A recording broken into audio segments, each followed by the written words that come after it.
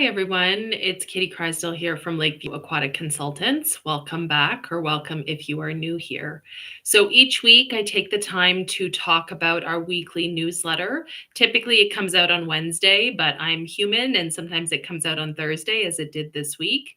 I'm not going to read every article and every explanation that I have directly in the newsletter. The purpose of this audio or video version, however you want to think about it, is an opportunity for me to add commentary to the newsletter, give you some context as to why I think some of these articles are important, and give you an easier opportunity to catch up on the news. Because I know a lot of people don't have the time or the bandwidth each week to subscribe to another newsletter. So I've heard from a lot of you that setting this video up in the background and just listening will cue you into whichever articles you do want to click into the newsletter to read. So as a reminder, you can subscribe to the newsletter via the link in the description box below, or I've linked to today's newsletter, which is October 9th, 2025, and you can then go and click on or read any specific article that I mentioned that's of interest to you. So let's get started. So each week, the newsletter does start off with an op-ed. This week, my point of discussion was something called reasonable suspicion.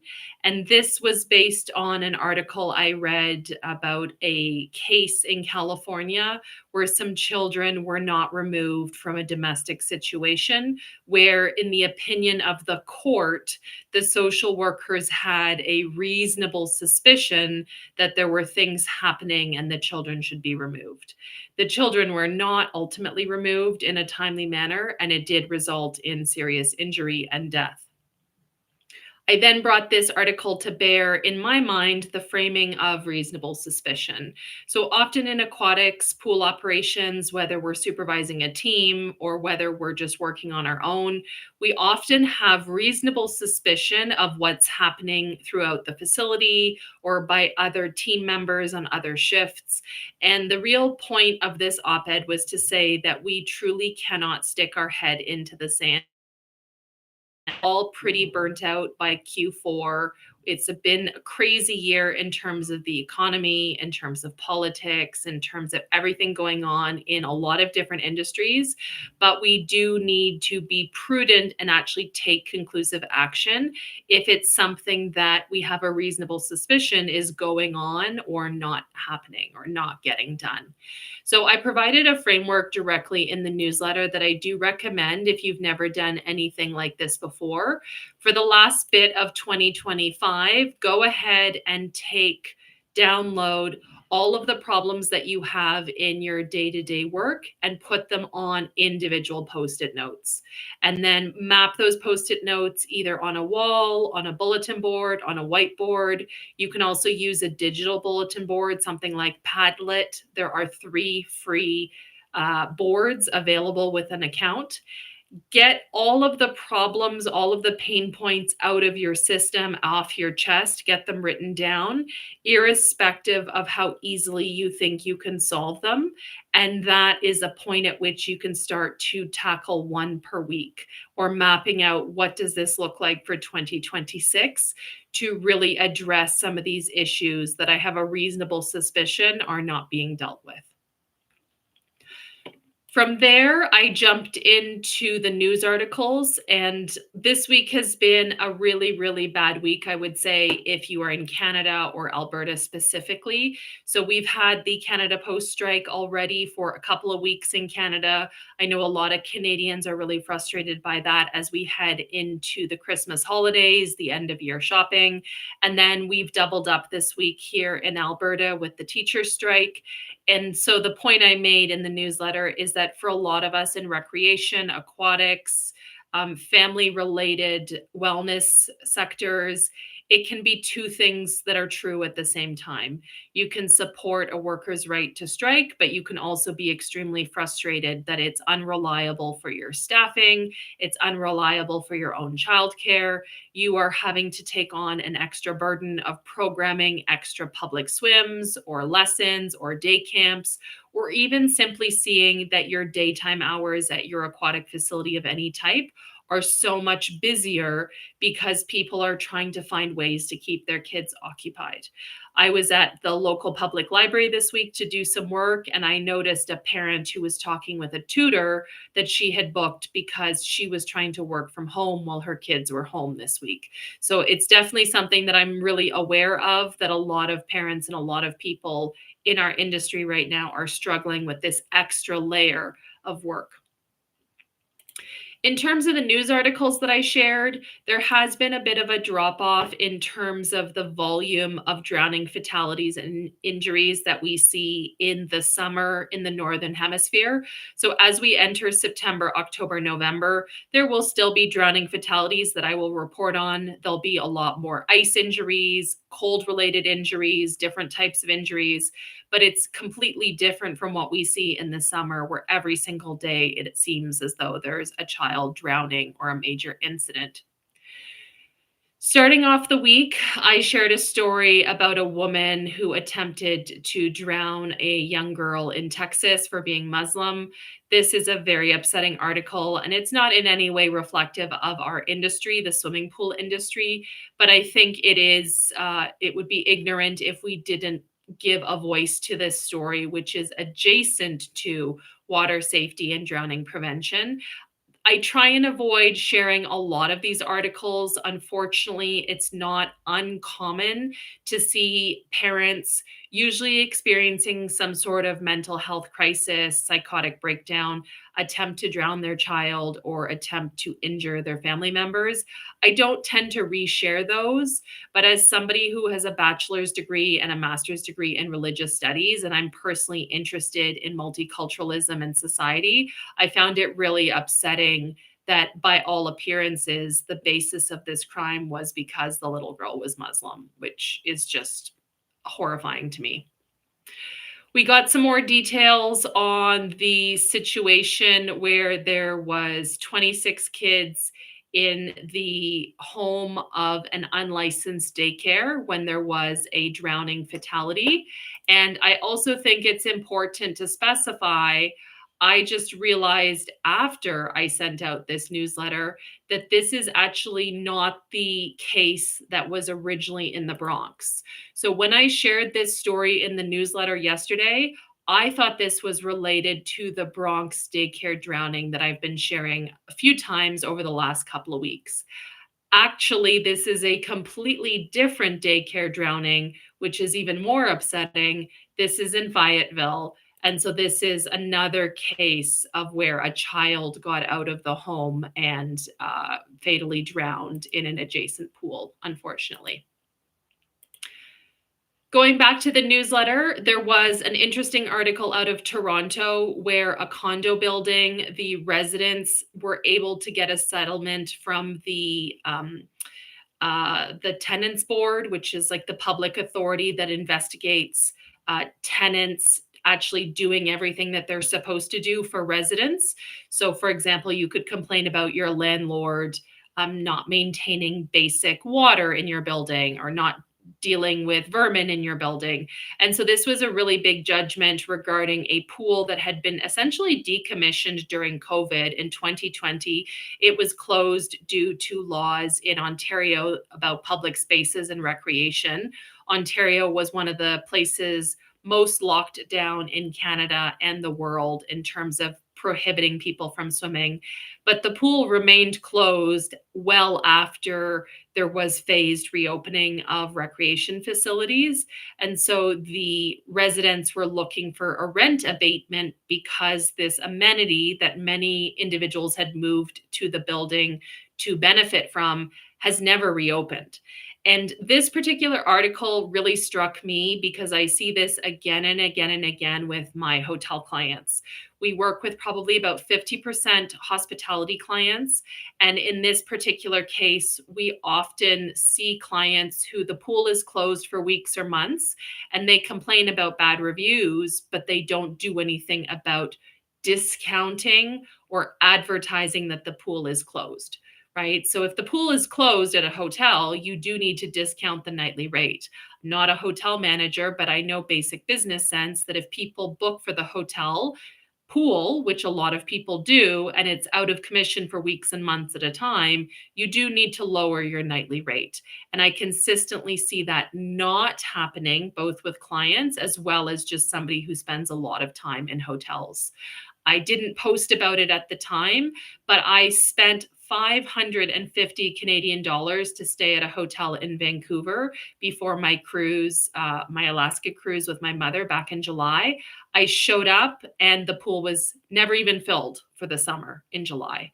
There was no comment in my booking. There was no comment on the hotel website. There was no comment when I checked in.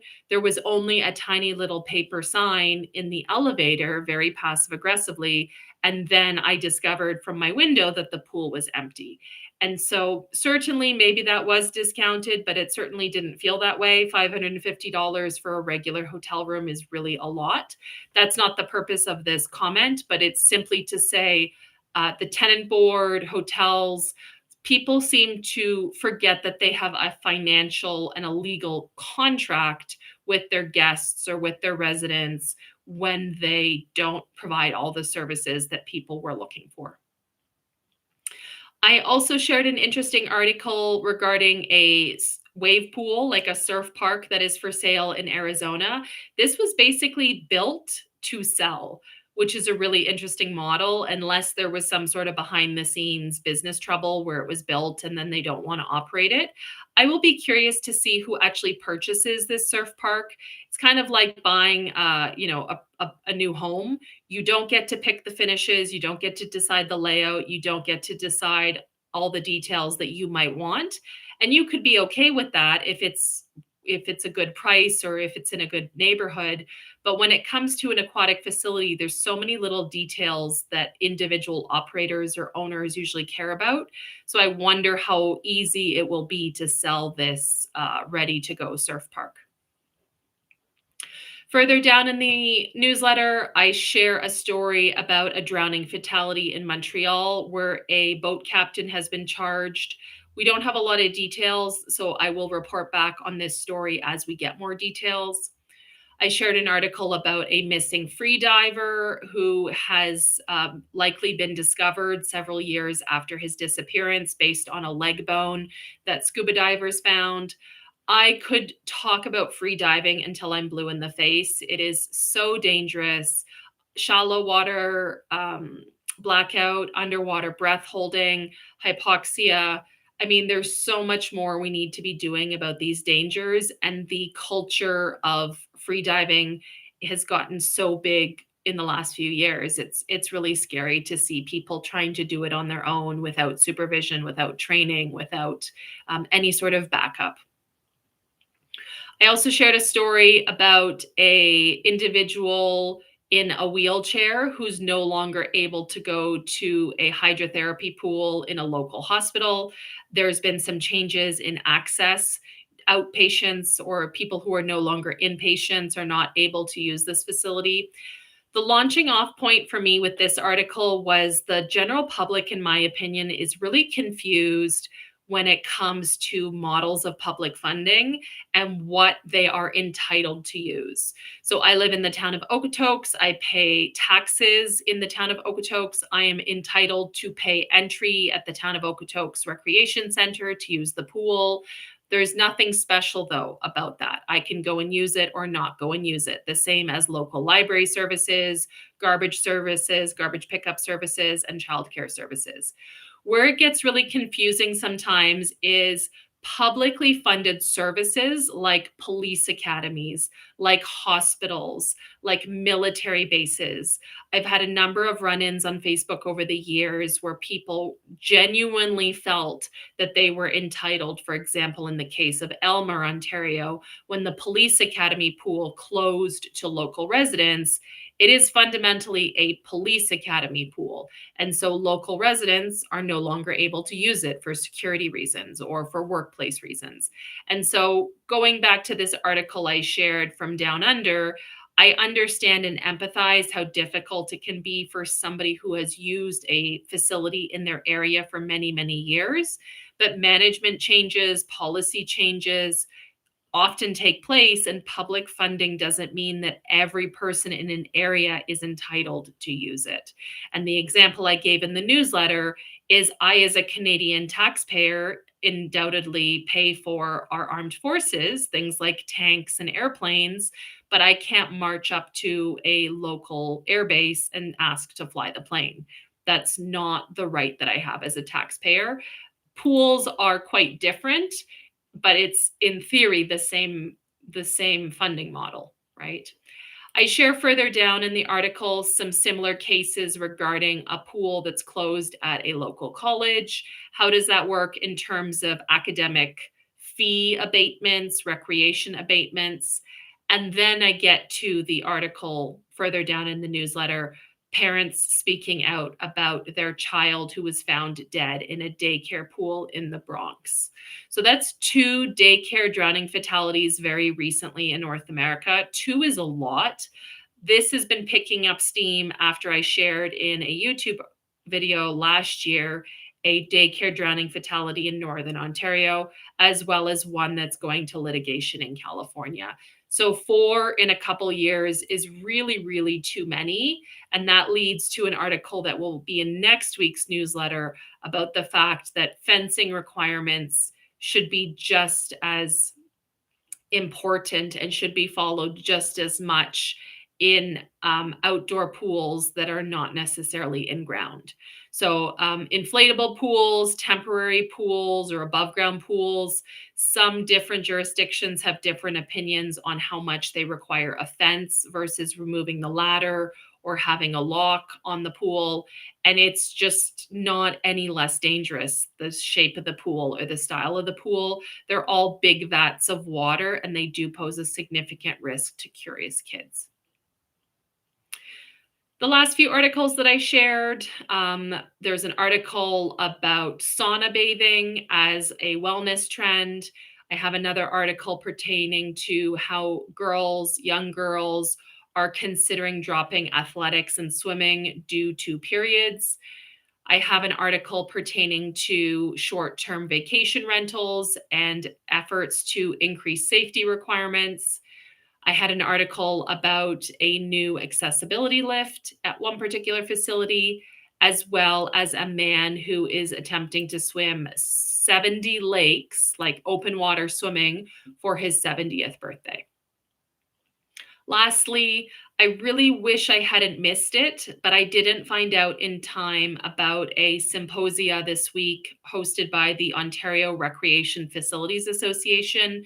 So, the Provincial Rec Association in Ontario, ORFA, they had an aging recreation infrastructure symposium that I was not able to attend, even though they had a virtual option. I just found out about it way too late. But I did link to an exhaustive compendium that they have of different types of facilities, pools, ice rinks, fields, stadia, etc., both within Ontario as well as nationally across Canada, that is helpful for different business cases that people are starting to develop for different municipalities, different communities, as we start to recognize that the cost of maintaining this infrastructure is getting that much worse. To conclude the newsletter this week, I linked to the audio/video version of the newsletter recording, what you're basically listening to now, but from last week. And then I shared a video that I made for my friend who had a baby earlier this year. And I did my typical swim instructor baby shower gift. I got bathing suits, towel, shampoo, made a really nice little family kit. And it was so funny because within a couple hours of posting this video, which is just for fun, right? All of our videos are just for fun. I'm not Mr. Beast. I'm not, Kara and Nate. But I had trolls who gave it a thumbs down within the first few hours. And I just thought, why? Like, this is so innocent. Why? You didn't like it? Okay, just move on. But that's just me. If you've never edited a video, recorded a video, it's a lot of effort. And so I always appreciate those of you who like and follow, subscribe, reshare. I hate to make that call to action, but it really does make a difference with all of these things that we offer for free, whether it's the weekly newsletter, whether it is the videos on YouTube pertaining to National Lifeguard, discussions like this, whether it's any of our social media posts on Facebook, on Instagram, all of that is for free. We don't make any money. We don't represent brands. We don't take paid partnerships. It's all funded on our regular consulting work and certified pool operator work. So if you enjoy something that we share, I do appreciate if you would consider subscribing, following, resharing, tagging us. It really does make a difference. That's it for this week. Thank you so much for being here. If you have anything you want to add, anything you disagree with, anything you particularly liked, please engage in the comments below. I will be back next week with a recording of the newsletter. And then I'm also going to be resharing some vlogs from a recent cruise that I took, as well as we have a few other scheduled videos coming out pertaining to the National Lifeguard, as well as some other water safety topics and upcoming interviews. Thanks so much for being here, and I will see you again next week. Bye for now.